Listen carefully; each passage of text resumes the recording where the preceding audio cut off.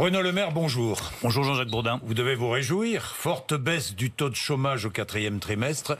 On est à 8,1% en France, contre 8,5% au trimestre précédent. Forte baisse de 0,4%. Ça veut dire quoi? Ça veut dire qu'en 2022, vous serez à 7%, objectif fixé? Oui, c'est l'objectif. Et oui, je vous confirme, Jean-Jacques Bourdin, que je me réjouis. D'abord, je me réjouis pour les Français. Je me réjouis pour les entreprises, les entrepreneurs qui ont créé ces emplois. Et puis, je me réjouis parce que c'est un succès décisif. C'est un succès décisif pour la France. Et c'est un succès décisif de la politique économique que nous menons depuis maintenant près de 3 ans. Parce que nous avons fait, il y a 3 ans, un certain nombre de choix stratégiques qui ont été très critiqués à l'époque et qui pourtant nous permettent d'avoir ces bons résultats sur le front du chômage. Baisser la fiscalité sur le capital, ça crée des emplois industriels parce que l'industrie a besoin de capital pour investir. Faire le choix de l'apprentissage, qui est un choix qu'a fait Muriel Pénicaud, qui est un choix que la France n'avait jamais fait. Jusqu'auparavant, l'apprentissage était dévalorisé. Aujourd'hui, ça décolle l'apprentissage. Presque plus de 16% de nouveaux apprentis l'année dernière. Et puis le choix que nous avons fait, qui est structurant depuis 3 ans, le travail doit payer. On a augmenté par exemple la prime d'activité pour que tous ceux qui cherchent un emploi et qui se disent tiens, entreprendre un travail ou rester chez moi, j'ai peut-être plus intérêt à rester chez moi, se disent maintenant j'ai intérêt à reprendre un travail parce que le travail paye davantage, parce que le travail est mieux rémunéré. Et c'est aussi une incitation à poursuivre cette politique et à voir tout ce qu'il reste à faire pour améliorer la situation des Français. Quand vous regardez sur tout le territoire, 26 départements qui sont quasiment au plein emploi aujourd'hui. Mais moi, je pense à tous ces départements qui se disent, mais chez nous, le chômage, il reste à près de 10%. Qu'est-ce que vous allez faire pour nous? Comment est-ce que vous allez réindustrialiser? Donc, il nous reste encore beaucoup de pain sur la planche. Ça veut dire quoi? Ça veut dire que vous allez continuer cette politique et continuer à baisser le coût du travail? Ça veut dire Bruno Le Maire, ça veut dire d'abord qu'on va poursuivre cette politique. Baisser les charges des entreprises? Ça veut dire qu'on va poursuivre cette politique qui donne de bons résultats. C'est-à-dire une politique de l'offre, de la qualification, de la formation, du soutien aux entreprises. Et ça veut dire que nous allons l'accentuer là où il faut l'accentuer. Je pense à tout ce qui concerne la formation et la qualification. Vous avez aujourd'hui plein de personnes qui cherchent des emplois qui n'arrivent pas à en trouver. Dans la restauration, dans l'hôtellerie. On va s'attaquer à ça avec Muriel Pénicaud. Il y a encore des coûts qui sont trop importants pour l'industrie. Je pense aux impôts de production. Je continue à penser qu'avoir des impôts de production qui sont 3 fois plus élevés en France qu'en Allemagne. Moi, je souhaite qu'ils baissent. Et je souhaite qu'ils baissent dès 2021. Parce que quand on est sur la bonne trajectoire, il faut accélérer. Quel ordre? Alors, on va pas pouvoir, dès 2021, baisser massivement. Parce qu'il y a aussi des contraintes de finances publiques. Et je pense que si on pouvait amorcer dès 2021 la baisse des impôts de production pour inciter encore plus les entreprises à innover, à investir et à créer des emplois, ce serait très bien. Ce qui serait bien. Je ne peux pas vous donner de chiffres exacts, mais un pourcentage. Ce qui compte, c'est que nous démarrions en 2021 et que nous puissions nous mettre d'accord. Les impôts des entreprises baisseront. Les impôts de production des entreprises baisseront en 2021. Une fois que nous aurons trouvé un accord avec les collectivités locales qui bénéficient de ces impôts, c'est très important d'avoir un accord avec les régions, avec les maires sur ce sujet. Eh bien, engageons dès 2021 une baisse des impôts de production. Bien, le coronavirus ou Covid-19, Bruno Le Maire. L'OMS redoute une très grave menace pour la planète, même si les experts chinois espèrent que l'épidémie sera terminée au printemps, au mois d'avril. Ces experts qui avouent ne pas savoir pourquoi ce virus est si contagieux, ce qui nous inquiète. Est-ce que vous pensez que la Chine nous cache la vérité ? Moi, je ne suis pas expert de santé publique, Jacques Bourdin, et je ne vais pas prétendre l'être ce matin. Je suis comme n'importe quel citoyen qui suit avec beaucoup d'attention la situation sanitaire, qui salue la manière dont Agnès Buzyn, tout le gouvernement aujourd'hui assure la protection sanitaire des Français, parce que c'est la priorité absolue, et je trouve qu'Agnès Buzyn fait un travail tout à fait exceptionnel pour rassurer les Français et garantir cette sécurité sanitaire. Mais j'ai pas d'informations particulières à vous donner là-dessus. La seule chose que je peux vous dire, c'est que ce virus aura évidemment un impact réel sur l'économie française et sur l'économie française, bien sûr. Quel impact sur l'économie française? Si on estime que le pic est atteint ou près d'être atteint, je ne peux pas le confirmer, une fois encore, je ne suis pas un spécialiste de sécurité sanitaire et de santé publique. Mais admettons que nous ne soyons pas trop loin du pic. Nous, notre évaluation, c'est que l'impact sur la croissance chinoise sera de l'ordre de 1 point sur l'année. C'est-à-dire un chiffre important. Un point sur l'année de croissance en moins pour la Chine. Ce qui voudra dire... On passe à 5, quoi. À peu près. Ce qui voudra dire 0,2 points de croissance en moins au niveau mondial et 0,1 point de croissance en moins pour la France. C'est notre évaluation. Donc vous voyez que c'est un impact réel, 0,1 point de croissance. Ça n'est pas rien. C'est l'évaluation que nous faisons aujourd'hui avec mes services. Si jamais ça dure, ça persiste, voire que l'épidémie prend une plus grande ampleur, bien entendu que l'impact sera plus important. Alors on me dit, mais pourquoi est-ce que l'impact est aussi fort aujourd'hui? Tout simplement parce que en 2003, quand il y avait l'épisode de SRAS, la Chine, c'était à peu près 8% de la richesse mondiale. Aujourd'hui, c'est près de 20% de la richesse mondiale. C'est l'usine du monde. Vous avez toutes sortes de chaînes de valeur qui dépendent directement de la Chine. Prenez l'industrie automobile, qui est un de mes sujets aujourd'hui de préoccupation. Quand vous voulez vous fournir en câblage, en pédale de frein, pour être très concret, vous vous adressez à des entreprises qui sont installées en Chine. Et donc le fait que l'économie chinoise tourne au ralenti pose des problèmes sur beaucoup de chaînes de valeur, dans beaucoup de secteurs industriels. Donc je le redis, 1 point de croissance en moins pour la Chine, c'est notre évaluation aujourd'hui, avec un impact de 0,1 point de croissance en moins pour la France. Pour moi, je vais vous dire, Jean-Jacques Bourdin, c'est une fois encore une incitation à tout faire relocaliser, pour libérer l'économie française, libérer la croissance en France et nous permettre d'avoir au niveau français comme au niveau de la zone euro, une meilleure croissance que celle que nous avons aujourd'hui. Alors, puisqu'on parle de la Chine, parlons de la 5G, du champion chinois Huawei. Quels sont les équipementiers qui seront retenus pour la France, la 5G? Mais il n'y a pas de discrimination vis-à-vis de Huawei. Moi, je tiens à le dire. Non, il n'y a pas de discrimination. Les Chinois s'inquiètent. Et vous ont même alerté. Et vous ont même presque menacé. Je vais vous dire, j'aurai au téléphone mon homologue chinois pour le rassurer sur ce sujet, lui tenir les mêmes propos que ceux que j'ai tenus au vice-premier ministre chinois à Pékin en janvier. Il n'y a pas de discrimination contre aucune entreprise. Est-ce que Huawei sera écarté? Il y aura des décisions qui seront prises pour protéger nos intérêts de souveraineté. Quand vous avez par exemple dans une ville des intérêts militaires, une base militaire ou des technologies très sensibles, vous avez des soupçons alors? C'est normal. Vous avez des soupçons. Que l'État français prenne des précautions pour garantir nos intérêts de souveraineté. Ça ne veut pas dire qu'il y ait discrimination. Tout le monde fait la même chose. La Chine fait la même chose. Les États-Unis font la même chose. Les Européens font la même chose. C'est faux, on fait pas du tout la même chose. Le nucléaire, l'aéronautique, l'aérospatiale, on fait pas ça, nous, les Chinois. Quand vous avez une installation qui est critique, vous parlez d'installation nucléaire, d'installation militaire, de technologies sensibles, il est normal que nous les protégions. Et je pense que nos partenaires chinois peuvent parfaitement comprendre qu'on leur dise Huawei aujourd'hui est opérateur en France, ça ne pose pas de difficulté. Huawei pourra continuer à avoir des clients en France, ça ne pose pas de difficulté. Mais nous mettrons un certain nombre de restrictions pour protéger nos intérêts de souveraineté. Est-ce que Huawei sera écarté de la 5G en France? Non, Huawei ne sera pas écarté de la 5G en France. Est-ce que Nokia et Ericsson seront privilégiés? Mais Nokia, Ericsson et Huawei font partie des fournisseurs d'équipements 5G qui sont disponibles sur le marché. Chacun pourra prétendre à équiper en 5G le territoire français, mais nous mettrons un certain nombre de limites pour protéger nos intérêts de souveraineté et nos technologies les plus sensibles. Et je pense que nos partenaires chinois peuvent comprendre cela. Est-ce que la validité de l'autorisation accordée à Huawei sera plus courte que la validité des autorisations accordées à Nokia et Ericsson? Nous prendrons les décisions au cas par cas. Je vous dis ça parce qu'il y a une préférence européenne, peut-être, non? Territoire. Et il est aussi parfaitement compréhensible qu'on puisse, à un moment ou à un autre, privilégier un opérateur européen. Et je pense qu'il y aura une préférence européenne. Mais de toute façon, la préférence européenne, Jean-Jacques Bourdin, moi j'y suis favorable par principe. Si on peut développer nos industries, nos emplois, nos technologies, comme les Chinois privilégient leurs industries. Donc Nokia et Ericsson seront privilégiés par rapport à Huawei. Quand nous avons deux opérateurs fournisseurs d'équipements 5G, qui sont européens, et qui ont des équipements de qualité, il est normal que nous disions, tiens, allons d'abord regarder si ces équipementiers européens peuvent nous apporter des solutions. Huawei ne sera pas discriminé pour autant. Si Huawei a une meilleure offre à présenter à un moment ou à un autre d'un point de vue technique, d'un point de vue de prix, il pourra avoir accès à la 5G en France. Mais nous mettrons, et nous l'avons toujours dit avec le président de la République, de manière très transparente à nos partenaires chinois, s'il y a des installations critiques, des installations militaires, des zones nucléaires à proximité, nous mettrons un certain nombre de restrictions pour protéger nos intérêts de souveraineté. La réforme des retraites, 2 députés de la majorité, dont le rapporteur général du budget, Laurent Saint-Martin, demande au Premier ministre, au gouvernement, des précisions. Un chiffrage des impacts budgétaires de cette réforme. Vous avez ce chiffre? Vous avez chiffré déjà les impacts budgétaires? Vous me permettrez de dire qu'ils ont raison. Et que je recevrai Laurent Saint-Martin dès cet après-midi pour en discuter avec lui. Il a raison, il fait son travail de rapporteur général du budget. Mais combien vont coûter les compensations déjà accordées? Nous avons, d'ici 2027, 12 milliards d'euros à trouver. pour que nous puissions démarrer à l'équilibre. Le Premier ministre a toujours été très clair sur ce sujet, il a parfaitement raison. Il faut que cette réforme des retraites démarre en ayant un budget à l'équilibre, sinon on fragilise ce futur système de retraite. 12 milliards d'euros à trouver, c'est la conférence de financement qui devra le trouver.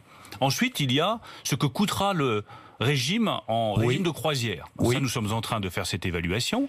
Je vais la faire avec Laurent Saint-Martin. Vous avez déjà des chiffres? Non, je n'ai pas déjà des chiffres. Donc nous allons continuer à faire cette évaluation. Ça dépendra aussi de ce que décidera l'Assemblée nationale. Si par exemple sur la pénibilité ils vont plus loin que ce qui est proposé, le coût sera forcément plus élevé. Donc je ne peux pas faire de chiffrage aujourd'hui tant que je ne sais pas. L'augmentation de salaire de fonctionnaires comme les enseignants par exemple, mais ça, c'est autre chose. Vous savez ce que ça coûte. C'est la troisième chose. La première chose, c'est d'ici 2027, l'équilibre financier, 12 milliards à trouver.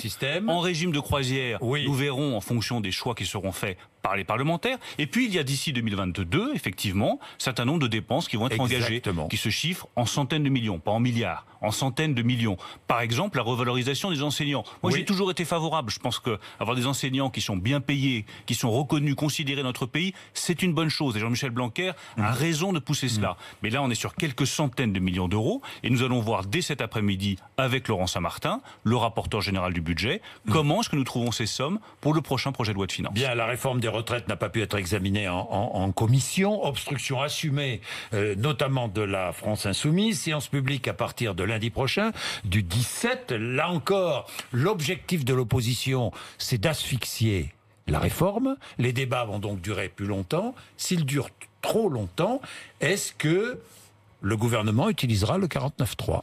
Ce sera au président de la République, au Premier ministre de le décider. Moi, ce que je souhaite, c'est que le débat... Vous êtes favorable ou pas ? Moi, je suis favorable au débat parlementaire. Et je regrette que le débat parlementaire soit saccagé, je dis bien saccagé, par l'obstruction des oppositions. Parce que qu'est-ce qu'il saccage ? Il saccage une réforme de justice qui doit permettre à chacun d'avoir un niveau de retraite décent, 1 000 € par mois pour tous ceux qui auront une carrière à taux plein, qui doit permettre de mieux protéger les femmes, qui doit permettre de garantir qu'à chaque heure travaillée, vous aurez une cotisation et une pension de retraite. Voilà ce qu'ils sont en train de bloquer. Ils sont en train de saccager une réforme de justice qui garantit notre système de retraite par répartition et qui garantit à tous ceux qui ont des niveaux de retraite les plus faibles d'avoir une meilleure pension de retraite lorsqu'ils partiront à la retraite. Donc je trouve ça regrettable et je pense que ça abîme notre démocratie. Parce que quand on voit l'enceinte de l'Assemblée nationale qui devient un lieu de blocage, d'obstruction, où dépose des dizaines de milliers d'amendements à chaque article et on bloque et on n'avance pas, il n'y a pas de discussion et on ne va pas sur le fond, mais on se contente de faire du blocage institutionnel, je pense que c'est pas bon pour notre démocratie. Et que dites-vous à toute l'opposition, du Rassemblement national jusqu'à la France insoumise, qui demande un référendum ? Mais je leur dis, un référendum, je leur dis qu'il y a un débat référendum. Je leur dis qu'il y a un débat démocratique au Parlement et que c'est au Parlement aujourd'hui que se prennent les décisions et qu'il ferait mieux de venir discuter sur le fond. S'ils sont pas d'accord avec la revalorisation des pensions pour les femmes qui viennent d'avoir un premier enfant 5%, qu'ils le disent. S'ils sont pas d'accord avec un minimum de pension à 1 000 € net, qu'ils le disent. S'ils sont pas d'accord avec une réforme qui permet à tous ceux qui partent à la retraite à 67 ans parce qu'ils ont un niveau de qualification plus faible, parce qu'ils ont des carrières hachées, s'ils sont pas d'accord pour ramener ce départ à 61, 62 ans au lieu de 67, qu'ils le disent aussi. Mais qu'ils aillent sur le fond. Bruno Le Maire, il y a quand même plein d'incertitudes autour de cette réforme. La valeur du point, par exemple. On ne sait toujours pas exactement. On le sait très bien. Alors, la valeur du point sera indexée sur le revenu d'activité. Qu'est-ce que ça veut dire ? Alors, qu'est-ce que ça veut dire ? Ça veut dire les traitements et ça veut dire les revenus des professions indépendantes. Donc, on va faire la somme de tous ces revenus, les revenus d'activité, et ça permettra de calculer l'augmentation du point. Qui, en tout état de cause, je tiens à le rappeler, parce que je vois les fausses polémiques là-dessus, le point, sa valorisation ne pourra pas être inférieure à celle de l'inflation. Donc, on ne perdra pas d'argent. Les retraités ne perdront pas d'argent avec ce nouveau système puisque la valeur du point ne pourra pas être inférieure à celle de l'inflation. Donc on crée de fausses polémiques parce qu'on ne veut pas aller sur le fond des sujets. Moi j'aimerais que notre débat démocratique tourne autour du fond des sujets. Comment est-ce qu'on offre à tous les retraités de France un bon niveau de pension et la reconnaissance du travail qu'ils ont fourni pour notre pays. Bien, vous avez entendu, vous le premier, et vous savez, le président de la République parler d'économie verte. Oui. C'est l'un des grands axes futurs. Vous aussi, vous défendez avec la construction d'une usine de batterie, avec l'effort considérable fait sur l'hydrogène, etc., etc. Mais pendant ce temps-là, le Parlement de Strasbourg vote un traité de libre-échange avec le Vietnam. Et s'il y a un pays qui ne respecte pas l'environnement, c'est bien le Vietnam. N'y a-t-il pas là contradiction? Je ne vais pas singulariser un pays ou un autre. Non, d'accord. Ce que je veux vous dire, Jean-Jacques Bourdin, c'est que j'ai fait ma révolution copernicienne sur le sujet. Il y a quelques années, vous m'auriez interrogé, je vous aurais dit l'emploi passe avant tout, l'activité passe avant tout, la croissance passe avant tout. Aujourd'hui, ce qui passe avant tout, c'est de protéger notre planète. Parce que ça sert à rien d'avoir de la croissance si demain, le prix à payer, c'est la destruction de notre environnement, de la biodiversité et de notre planète. Donc le défi qui est devant nous, qui est considérable, qui est très difficile à relever, c'est comment est-ce que vous garantissez de la prospérité pour tous les Français ? Bonne santé, bonne éducation, de quoi vivre, de quoi partir en vacances, et le respect de notre planète. C'est ça le défi qui est devant nous et que nous sommes décidés à relever avec le président de la République en créant ce pacte productif. Pacte productif, ça veut dire quoi? Comment est-ce que nous allons produire en France en étant la première économie totalement décarbonée en Europe? C'est ça le défi que nous voulons relever. Est-ce que les taxes sur le bioéthanol vont augmenter? Il n'est pas prévu d'augmenter les taxes. Non, je vous dis ça parce que tout le monde s'inquiète. Parce que le bioéthanol est à 71 ou 72 centimes d'euros le litre. Je crois beaucoup plus. Je veux dire, je crois beaucoup plus à une politique qui vise à inciter à aller vers de bons comportements qu'à une politique qui soit punitive où on augmenterait systématiquement la taxation et ces la taxes fiscalité. n'augmenteront pas. Moi, je ne donne pas de garantie tant que le projet de loi de finances n'est pas voté, adopté et considéré. Mais prenez l'exemple du GNR. Moi, j'ai eu le courage d'augmenter la fiscalité sur le GNR parce que je souhaite qu'on se débarrasse des énergies fossiles et des énergies hydrocarbures. Prenez l'exemple du malus que j'ai décidé d'augmenter au-delà de 172 grammes de CO2 par kilomètre, parce que je trouve que ceux qui polluent doivent être ceux qui payent, donc on va maintenir cette politique-là, mais je crois aussi beaucoup à une politique d'incitation, où on aide les Français à avoir des comportements qui soient plus vertueux. Exemple, la prime à la conversion, vous donnez 6 000 € à une personne qui achète un véhicule électrique, je pense que c'est une bonne politique. Et le rétrofit? Une prime? Je suis très favorable au rétrofit. Une prime? Mais le rétrofit, ça permet de changer son moteur. Les caisses de l'État ne sont pas un puissant fonds, Jean-Jacques. Non, mais d'accord. Mais le rétrofit, je trouve ça formidable. Ça vous permet de concilier les véhicules anciens, les belles carrosseries et un moteur qui soit pas polluant. Donc, moi, j'aimerais bien un moteur qui n'est pas polluant. Et Jean-Jacques Bourdin. Et donc rétrofit. Je rêverais de pouvoir donner des bonus à tous ceux qui ont un comportement vertueux du point de vue environnemental. On essaye de cibler ça sur un certain nombre d'activités. Je suis pas sûr que le rétrofit puisse en faire partie, mais je salue le rétrofit, je trouve ça formidable. Vous avez le beurre et l'argent du beurre d'une certaine façon, c'est-à-dire les belles carrosseries et le moteur propre. Mais il n'y a pas que les belles carrosseries, une voiture ou une vieille voiture, bien sûr, peut changer de moteur et être transformée en véhicule électrique. Mais les carrosseries de 10 ans d'âge sont souvent de très belles carrosseries. Bon, Bruno Le Maire, l'harmonisation fiscale au niveau européen, parce qu'on a beaucoup parlé du prix du tabac qui passe à 10 €, là, qui va passer à 10 €, le prix du paquet en France. Toujours pas d'harmonisation fiscale. Non, je le regrette, mais pas d'harmonisation fiscale sur le prix du tabac. Qu'on n'y arrive pas? Pas d'harmonisation fiscale sur l'impôt sur les sociétés, alors que nous avons un engagement du président de la République et d'Angela Merkel sur le sujet. C'est extrêmement compliqué parce que toucher à la fiscalité et faire de l'harmonisation, ça veut dire renoncer à certaines recettes fiscales, lever un certain nombre d'obstacles techniques. Enfin, le Luxembourg vend moins cher tabac, alcool, essence. Eh bien, je le regrette. Et si j'ai bien compris, Jean-Jacques Bourdin vole les taxes des autres pays européens. Jean-Jacques Bourdin, je regrette qu'il n'y ait pas d'harmonisation fiscale et je peux vous dire que dans les 2 années que je souhaite continuer à passer au ministère de l'économie et des Finances, l'harmonisation fiscale, notamment, mais je le souhaite, après c'est pas moi qui décide, je le souhaite, chacun le sait. Je souhaite que cette bataille pour l'harmonisation fiscale, qui permettra une plus grande intégration européenne et plus de justice entre les États européens, soit livrée et gagnée. Il y en a une qu'on va gagner, par exemple, Jean-Jacques Bourdin, sur l'harmonisation fiscale, c'est celle sur l'impôt minimum à l'impôt sur les sociétés. Moi, je ne peux pas accepter que dans la zone euro, vous ayez des États qui aient un impôt sur les sociétés à 20, 22, 25, qui est 3-4 points d'écart, il n'y a pas de problème. Et d'autres qui aient un taux d'impôt sur les sociétés réel de l'ordre de 2, 3 ou 4%. Parce que ce dumping fiscal-là, il brise l'unité européenne, il favorise l'évasion fiscale, et au bout du compte, tout le monde est perdant. Tiens, puisqu'on parle d'Europe, il y a un voisin, la Grande-Bretagne, qui prépare, déjà qui annonce vouloir ouvrir 10 ports francs. 10 ports francs. Et qui va être un concurrent terrible de l'Union Bourdin, européenne sur le plan fiscal. Ils peuvent ouvrir 10 ports francs, 15, 20, c'est leur problème. Nous, notre problème, c'est quoi? C'est que les marchandises qui vont arriver dans ces ports francs, c'est-à-dire des ports où il n'y aurait pas de taxes, pas de droits de douane à payer. Nous, notre défi, et il est considérable, c'est de garantir que chaque produit qui est passé par la Grande-Bretagne, qui rentre dans le marché unique, qui est, je le rappelle, le marché de consommateurs le plus riche de la planète, que chacune de ces marchandises respecte rigoureusement, strictement, totalement toutes les règles du marché unique. Mais ce sera les règles environnementales, les règles fiscales. C'est notre défi. C'est de garantir que la France dit cela. Mais que d'autres partenaires européens disent la même chose. Je ne vais pas demander à un industriel dans le Nord qui produit un acier avec certaines spécifications environnementales qui lui coûtent cher, en lui disant il faut que vous respectiez ces spécifications environnementales, mais désolé, on va faire rentrer de l'acier venu de Grande-Bretagne qui est 20% moins cher et qui ne respecte aucune de ces spécifications. Ce serait révoltant. Donc je peux vous dire qu'avec le président de la République, le Premier ministre, tout le gouvernement, avec Michel Barnier qui au passage fait un travail exceptionnel, nous sommes déterminés à nous battre pour que les règles soient les règles. Comme on dit en bon français, rules are rules. Vous êtes en dehors de l'Union européenne, si vous voulez avoir accès au marché unique, vous respectez toutes les règles environnementales, sociales, fiscales de la France. J'espère que les partenaires européens de la France auront la même position. Jean-Jacques Bourdin, vous aussi, ils feront preuve de la même détermination. Il y avait un lion britannique pour lequel j'ai beaucoup de respect qui s'appelle Winston Churchill. On a besoin de plus de lions en Europe pour défendre nos intérêts.